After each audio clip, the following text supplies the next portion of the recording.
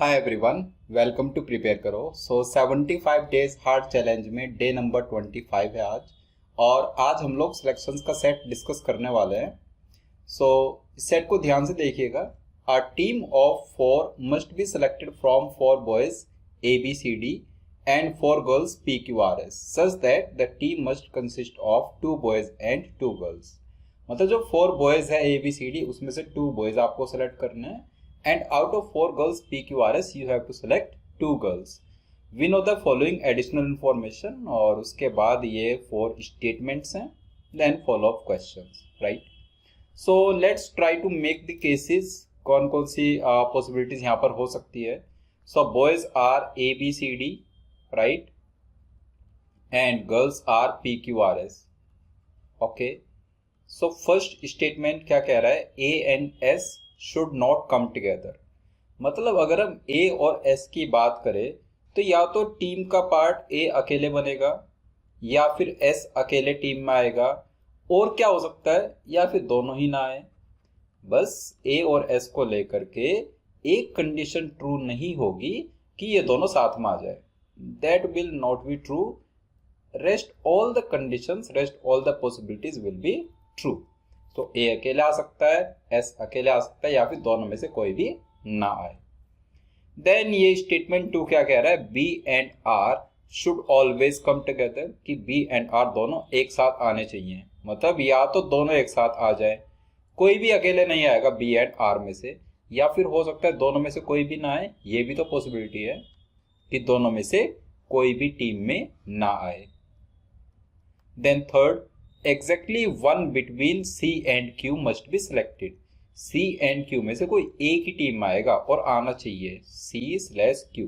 मतलब या तो C टीम में आ रहा है या फिर Q टीम में आ रहा है, right? This is mandatory. Fourth is similar to first, so P and S should not come together. मतलब आप कह सकते हो P alone या फिर S alone या फिर none। ओके, ये कंडीशंस हैं, कुछ इस टाइप के सिनेरियोज पॉसिबल हैं इनके सिलेक्शन को लेकर के। ये सारी कंस्ट्रेंट्स है बेसिकली, राइट? अब आप देखोगे जैसे क्वेश्चन 8 कह रहा है how many different teams are possible, कि कितनी डिफरेंट टीम्स पॉसिबल हो सकती है अगर उसका आपको आंसर करने जाना है, राइट? तो पहले वहां पर फोकस कीजिए जहाँ से एक साथ मल्टीपल लोग रिजेक्ट हो रहे हैं, मल्टीपल लोग सेलेक्ट हो रहे हैं, राइट? जैसे BR/none, ये वाली एक कंडीशन है जिसमें सीधे दो लोग, या तो सीधे दो लोग टीम के अंदर आ रहे हैं या फिर दो लोग सीधे टीम से रिजेक्ट हो रहे हैं, राइट? सो आप कह रहे हो कि एक केस हो सकता है बी एंड आर दोनों सिलेक्ट हुए हों। सो केस 1,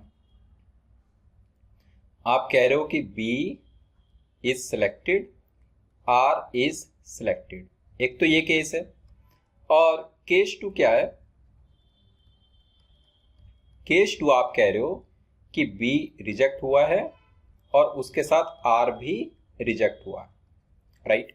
अब B एंड R की डिपेंडेंसी और किसी स्टेटमेंट पर तो नहीं है, राइट? बाकी तीनों स्टेटमेंट्स B एंड R का जिक्र नहीं कर रहे हैं बिल्कुल भी। अब हम नेक्स्ट कौन सी स्टेटमेंट पर जाएंगे जहां पर मिनिमम केसेस बन रहे हैं? मिनिमम केसेस कहां पर बन रहे हैं? C और Q के केस में। बाकी दोनों में देखोगे यहाँ पर 3 पॉसिबिलिटीज है, यहाँ पर भी 3 पॉसिबिलिटीज है। तो अब मिनिमम पॉसिबिलिटीज है C एंड Q के केस में, तो उस स्टेटमेंट पर जा रहे हैं। अब आप कह रहे हो कि या तो C सेलेक्ट होगा या फिर Q सेलेक्ट होगा, डेफिनेट है ये चीज। अगर B और R वाली टीम में आपने एक केस बना दिया जहां पर C डेफिनेटली सेलेक्ट हो गया, मतलब आप क्या कह रहे हो? Q यहाँ पर रिजेक्ट हो गया, ओके? और दूसरी पॉसिबिलिटी आपने बनाई कि यहां से C हमारा रिजेक्ट हो गया तो Q डेफिनेटली सेलेक्ट हो गया, okay? Q is definitely selected, B selected, R selected, उसके बाद फॉलो अप हुआ तो C सेलेक्ट हुआ एक केस में और एक केस में Q सेलेक्ट हुआ, राइट? ठीक है। अब केस 2 की बात करें ऐसे ही, तो केस 2 में B रिजेक्टेड, R रिजेक्टेड। अगर इससे हम 2 फर्दर केसेस बनाएं, एक केस में Q को रिजेक्ट कर दे तो यहां से C सेलेक्ट हो गया, और एक केस में C को रिजेक्ट करते तो यहां से Q हमारा सेलेक्ट हो गया। ये बात बनी, राइट? उसके बाद जैसे आप देख रहे हो कि B सिलेक्टेड, केस 1 में B selected, R selected and C selected, तो यहाँ से B and C 2 boys select हो चुके हैं। मतलब अब बाकी के 2 बॉयज नहीं आ सकते। एक गर्ल आर भी सिलेक्ट हो चुकी है। अब हमें दूसरी गर्ल को सिलेक्ट करना है। सो जो दूसरी गर्ल है वो कौन सी हो सकती है? आर तो सिलेक्ट हो चुके हैं और क्यू रिजेक्ट हो चुके हैं, तो दूसरी गर्ल या तो पी होगी या फिर एस। तो यहां से एक पॉसिबल टीम क्या बन गई हमारी? B R C P. एक तो ये टीम बनी जब हमने गर्ल पी को सिलेक्ट किया, और दूसरी टीम बनी बी आर सी एस जब हमने गर्ल एस को सिलेक्ट किया। ओके, वैसे ही B selected, R selected and Q selected. तो यहां से दो गर्ल्स सिलेक्ट हो चुकी हैं, क्यू एंड आर। ओके, एक बॉय बी सिलेक्ट हो चुका है और एक बॉय सी रिजेक्ट हो चुका है। बॉय ए और डी बचे हुए हैं। तो अगेन आपके पास दो टीम्स यहां से बन गई, B selected, R selected, Q selected and boy A selected, या फिर B R Q and D, boy D select हुआ। ओके, चार टीम्स तो यहां से आ रही हैं। अब चलते केस 2 पर। केस 2 से क्या पॉसिबिलिटी है? B cross R cross Q cross. तो अगर आप क्यू क्रॉस और आर क्रॉस की बात करते हो, ये आर क्रॉस ये क्यू क्रॉस, तो दो गर्ल्स बची पी एंड एस। और प्रॉब्लम इज दोनों गर्ल्स एक साथ आ ही नहीं सकती एज पर दिस सिनेरियो। तो दैट मीन्स ये वाला केस तो पूरा हमारा रिजेक्ट हो गया, यहां से तो पॉसिबल है ही नहीं, राइट। अब दूसरे केस पर चले, बी क्रॉस सी क्रॉस, तो ए एंड डी दो बॉयज एक साथ आने चाहिए। आर क्रॉस एक गर्ल क्रॉस है और क्यू टिक, एक गर्ल पर टिक लगा हुआ है, राइट। तो आप कह रहे हो बॉय ए बॉय डी ये दोनों डेफिनेटली आने चाहिए, और गर्ल क्यू ऑलरेडी टीम में है। अब एक गर्ल आर रिजेक्टेड है, क्यू सिलेक्टेड है, पी एंड एस दो गर्ल्स बची।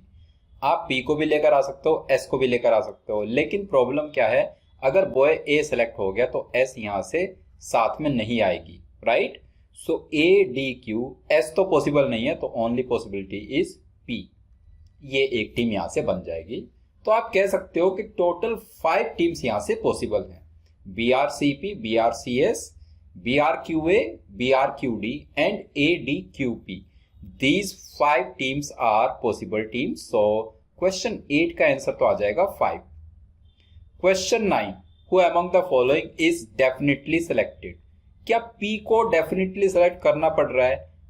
P के बिना टीम्स बन तो रही है, ये वाली टीम देख लो, ये बिना P के हमने बना दी, तो that means P को definitely select करने की नीड नहीं है। क्या Q को definitely select करने की नीड है? Q के बिना, अगेन ये टीम Q के बिना बनी हुई है। सेम गोज फॉर आर, हम आर के बिना भी टीम बना पा रहे हैं, right. This one A Q D P is a team without involving R, so that means तीनों को सेलेक्ट करना डेफिनेट नहीं, right.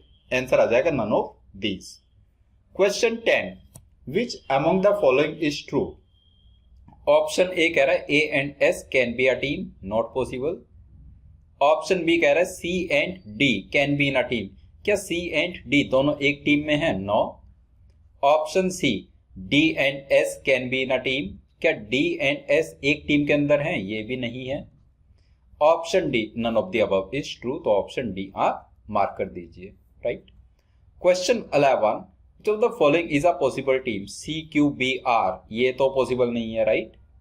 Then A D Q R, A D Q R भी पॉसिबल नहीं है। डी बी आर क्यू, तो ये आप देखोगे ये वाली टीम की बात कर रहा है, DBRQ. Okay, so team C is possible. Last, the number of possible teams in which Q can be selected. जहां पर Q select हुआ है ऐसी possible teams कितनी हैं?